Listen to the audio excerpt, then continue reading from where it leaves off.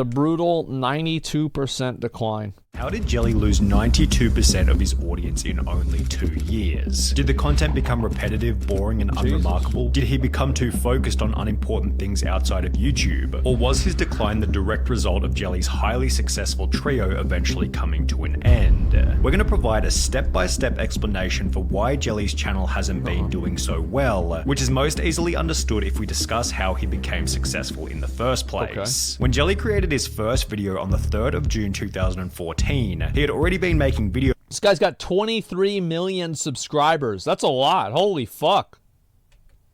For around 3 years on 2 prior channels, and as a result he had already built up some fairly significant skills. For example, Jelly clearly understood the basics of branding with almost every thumbnail featuring a clear element of green, which also helped Jelly to release his first line of merch only 3 months after beginning the channel. That's smart. However, the point at which things began to get serious was when Jelly became 1/3 of what came to be known as the Robust Trio. In the beginning of the group, the only 2 significant members were Jelly and Kwebbelkop, who had already created a couple of viral uploads. It's me and Jelly, and we were playing on, like, this is crazy viral video. 14 million views. Kwebbelkop then explained that he and Jelly realized that they could go viral by simply having a fun time together, which became significantly easier after the 2 announced that they were moving into a house together. Me and Jordy are checking out a place. This is the place where me and Jordy are hopefully gonna live. And while Jelly and I love how every single time that content creators move in together, and everybody in the audience is super happy and excited for it,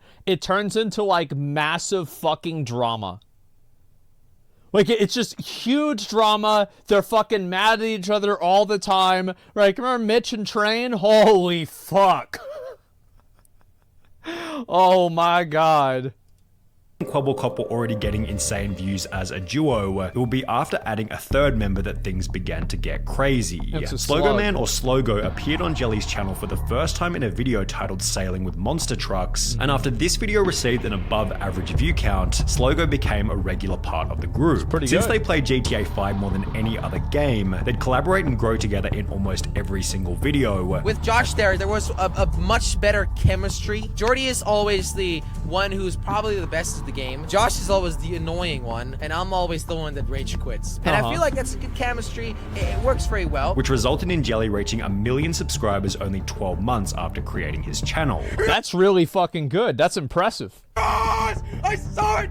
I saw it, baby! Meanwhile, Jelly, Kwebbelkop, and Slogo were becoming closer and closer friends every single day. And in the meantime, just having banter, just roasting each other, and we were very close friends. Like, we spoke to each other every day, you know, we were there for each other every day. We knew everything about each other. It was just so much flipping fun. With the fun nature of the content helping them to innovate into making real-life videos. Great. We can do videos together in real life, and people like that even more. This one is 23.5 million views. As mentioned, everything seems good. It seems like everything's going great. Yeah, this is great.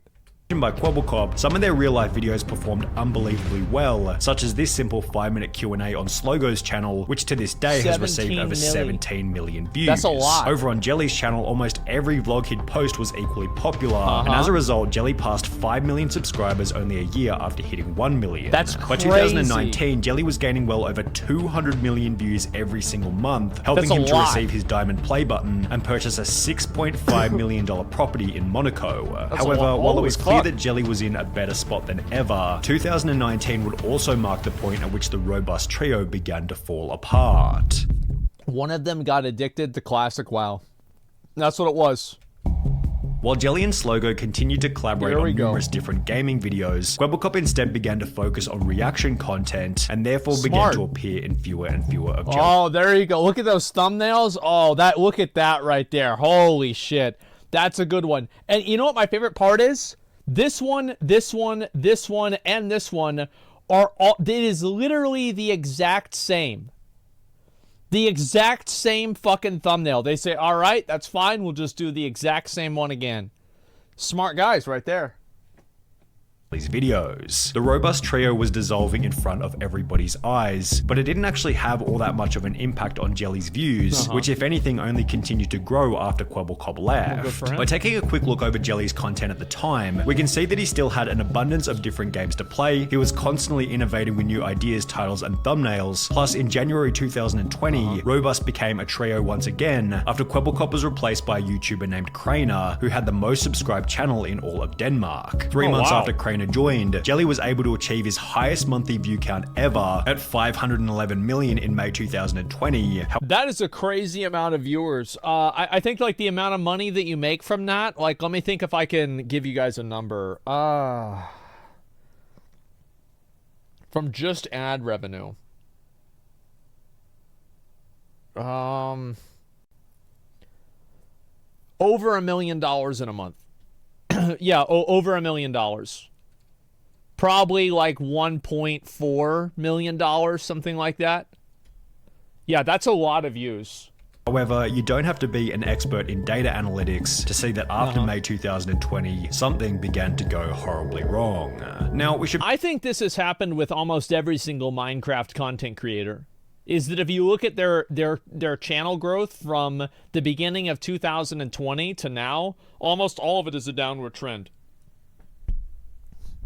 Begin by stating that there was unavoidably going to be some kind of decline from his 500 million view high point, as almost every gaming YouTuber was going through this same early 2020 viewership surge as a direct result. Oh, look at Cypher though, look at that. See, he's coming back. So like, I mean, and I feel like this isn't really a decline. Like this is pretty fucking good right here, look at that. Of the pandemic. So if we ignore these views which had come about from people simply being at home, the real decline of Jelly began in early 2021. To cut Jelly some further slack, we should also highlight that Minecraft, Among Us, and GTA 5, the 3 main games that he was making videos on at the time of his decline, were well past their peak in popularity on YouTube, and therefore you could definitely make the argument that the first reason for Jelly's viewership decline was that people were simply getting bored of watching these games, which is it's COVID being over, it's the Minecraft boom being over, and it's not that Minecraft isn't popular anymore, it still is, of course it is, but it's not as popular as it was, and it's just gone down from like that super hype high point where like you had Minecraft content creators getting like 200,000 views just going live randomly. It's just that that's not happening anymore. Problems still faced by the gaming genre today. There haven't been any hugely popular game releases after Among Us in February 2021. Hugely popular game release after Among Us. No, probably the closest thing was Lost Ark, and that was mainly on Twitch. That was like, wasn't really that big. Yeah, Elden Ring. I mean, yes, I would say Elden Ring, but not in terms of like viewer content. Yeah, maybe Elden Ring. Which was basically the same month where Jelly's views began to decline. Therefore, the most popular games that Jelly can play are Roblox, Among Us, Minecraft, and GTA 5, all of which are years beyond their peak in popularity. Jelly has clearly noticed this problem himself, judging from one of his tweets reading, "Can GTA 6 just be released already?" with a possible motive for this being that Jelly is tired of playing the same old games on his channel. This might also provide an explanation for why Jelly's content has become a lot more repetitive and far less innovative. Back when his views were exploding in 2019, Jelly was pushing the absolute limits in terms of ideas, thumbnails, and titles, which, as mentioned previously, was aided by the abundance of different popular games. These days, however, it feels as though Jelly isn't pushing these boundaries in the same kind of way. The ideas, thumbnails, and titles feel almost identical to where they were 3 years ago, but they're now being applied to less popular games. Then there's the problem of the— That is true. Yeah, definitely. I mean, people always want to see something new, and even if people are seeing something that they like, after a while they'll get bored of it. That's just how it is. Yeah, you always have to you always have to innovate.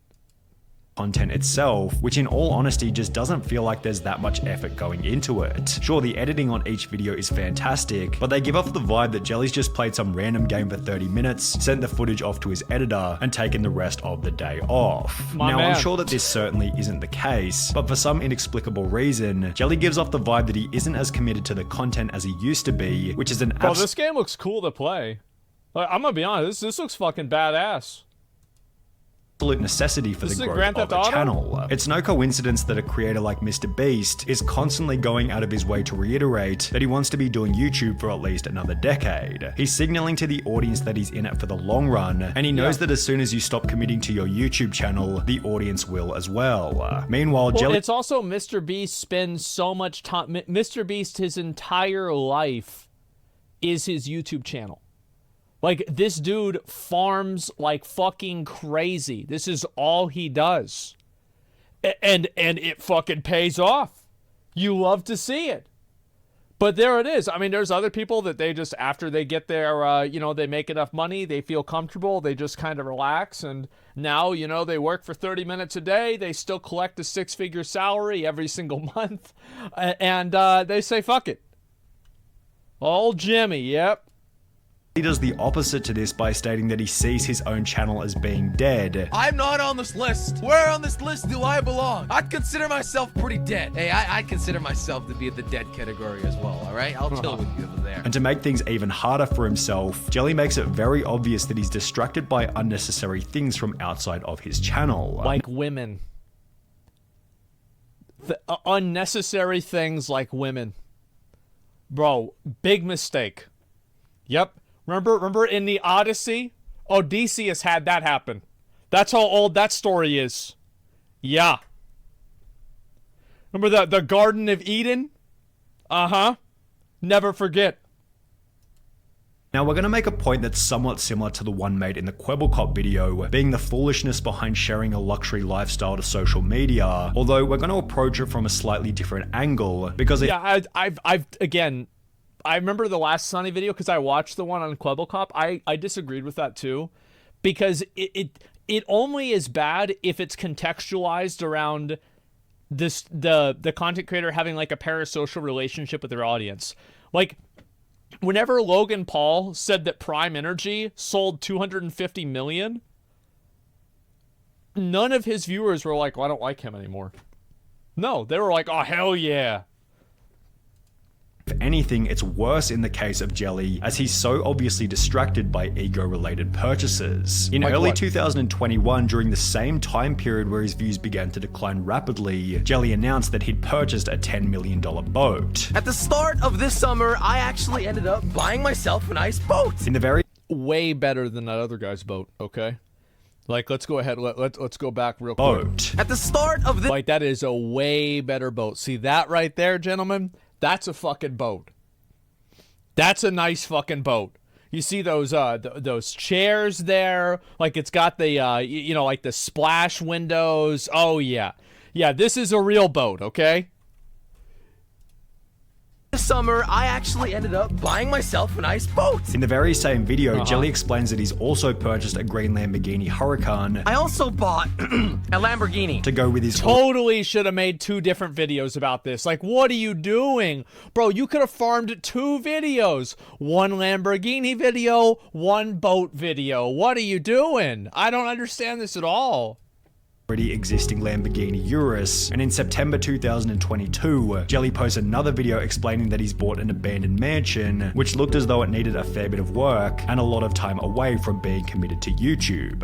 It's a bit of a mess. I didn't. You probably buy one of these for like 3 mil. I mean, like, you could probably, because like there are a lot of these mansions that, and even lower than that. Yeah, this is only $3 million. I mean, like, and again, that we are contextualizing the only around him making like millions and millions of dollars, right? Make the mess. Okay, I just bought it like this. So why is this a problem? Yeah, I see so many business people get burned, and what they do is they start making some money, and then their lifestyle just creeps and it grows into this massive hungry beast that then Wait, this isn't him. Is this him talking? consumes them. And what you've got to be very careful with is you can't let the byproducts of your thing distract you from your thing. This is a principle this is that another someone guy. like Mr. Beast understands perfectly. Yeah. He's always voicing his disdain for Well, that's because nobody really gives a fuck about what car you drive. They don't really care about what house you live in. It doesn't matter to them. Okay, so I have a new boat and this boat's really big. Okay, cool. So are you going to take the boat out and go deep sea fishing on stream and catch a shark? No? Okay, well then I don't care. Okay, so you're going to drive the car around on the stream and you're going to maybe make some videos with Lamborghini in it and like maybe see like people's reactions to Lamborghini and like talk to them and like do some funny shit with that? No? Okay, so we don't care about that. Okay, so the house. Wow, so you're going to have like crazy house parties and like, you know how like, you don't remember whenever Kai had like the Amp gaming house, where the fuck it was? And they were shooting bottle rockets at each other in the front, in the fucking living room?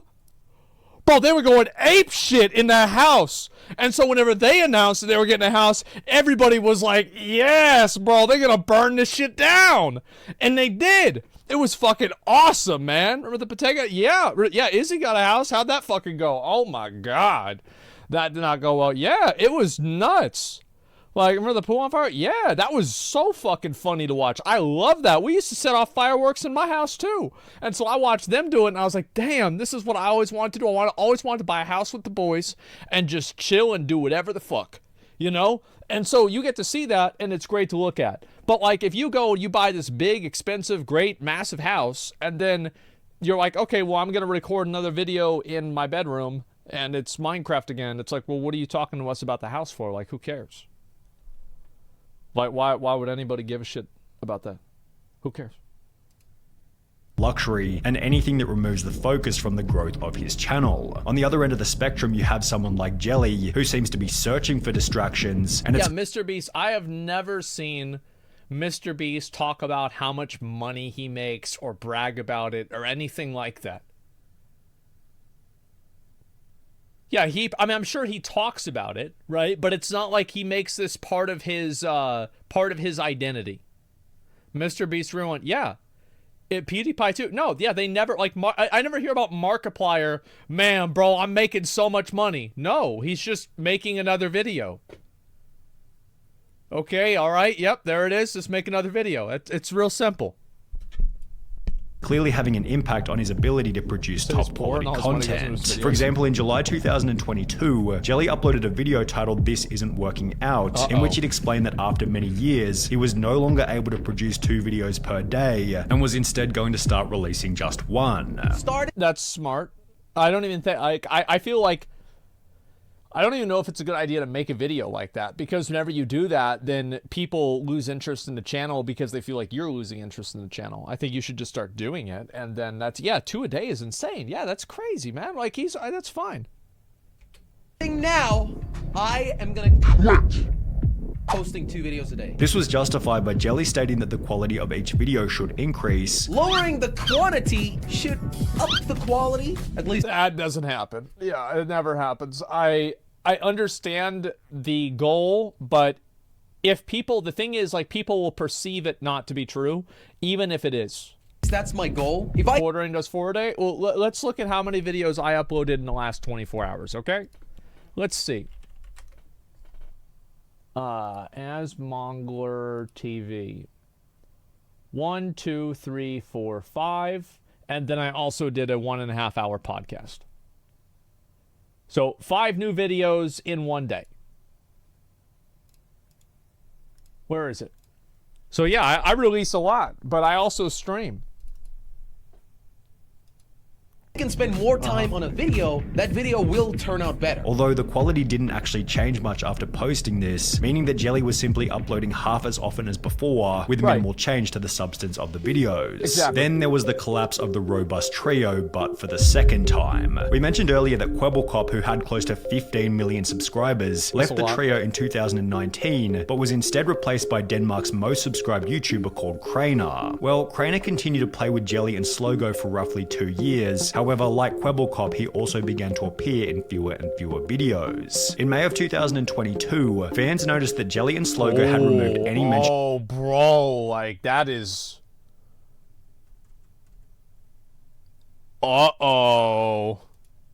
Craner in their video descriptions, leading everybody to believe that Craner had been kicked from the trio. Well, 4 months later, Craner would take to his YouTube community tab to make the following announcement. Too many theories out there about why I'm not recording with the guys anymore, and I thought although I always like to keep private, why not just address it so people don't get the wrong idea. Jelly and Josh are great people and I wish them the best. Last year and also somewhat into 2022 was the toughest time I've gone through. I lost my dad, came out of a long relationship with my ex-wife around the same time too. As most of you know, this resulted in me not recording for weeks or a month at a time. The guys were very understanding and sweet. However, no drama happened. I didn't use them to garner attention then leave. And for people saying I just use them for views, wouldn't it make a lot more sense to stay recording with two of the biggest creators on the platform? It would. I think so. I wanted to change and I wanted to do my own thing for once. This post not only confirmed the end of the trio, which had Yeah, I mean, like, that's a W for him. That sounds totally fine. You know, like, you break up, like, your ex-wife, like, you get divorced, or, like, whatever the fuck happened, like, you lose, like, one of your parents, like, yeah. That's the time that you sit down and you're like, never mind, I'm gonna do something different with my life.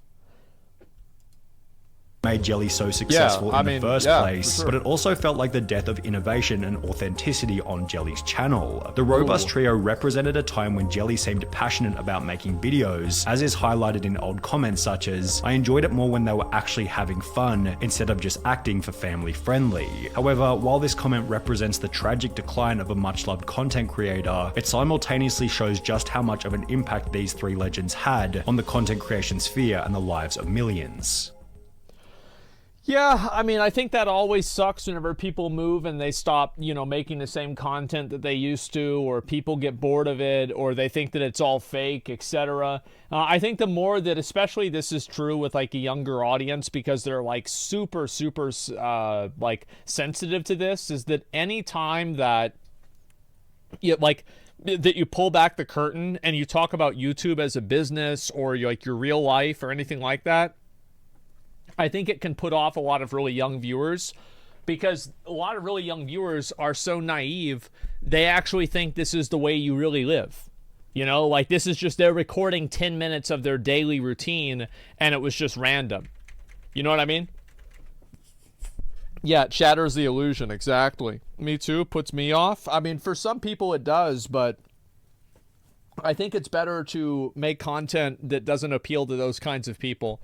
Typical gamer's never done this, still like on YouTube. Yeah, I mean, he's still doing fine. I mean, it's not that big of a deal. Watch the new Act Man. I'll probably watch that tomorrow. I'm not sure if I'm going to watch it today. And being friendly, family is a death sentence, to be honest. To be honest, fans want to grow with you. And if you're still being PG, people outgrow you and move on to something else. Exactly. And then also, if you get older, sometimes you lose your audience in certain ways. And that's just the way it goes. Like, whenever you start making content for young kids, I do feel like that does have a, there's like a, it is a time frame attached to it, right? There's an expiration date on that. And for a lot of people, that has been the case. Not all of them. Sometimes it's not the case. PewDiePie's a good example. Yeah, look at PewDiePie, right? He used to make content for younger people. Now he's making content for people that are about 10 years older, 10 years later. So yeah, I think that he did a great job with that. Expiration date, yeah, for sure. Now, if you attract a new audience, well, that's what I've done, right? Is like with a lot of my my streams. Like if you look at like what kind of content I've done over the years, I have massively changed the kind of content that I do many times.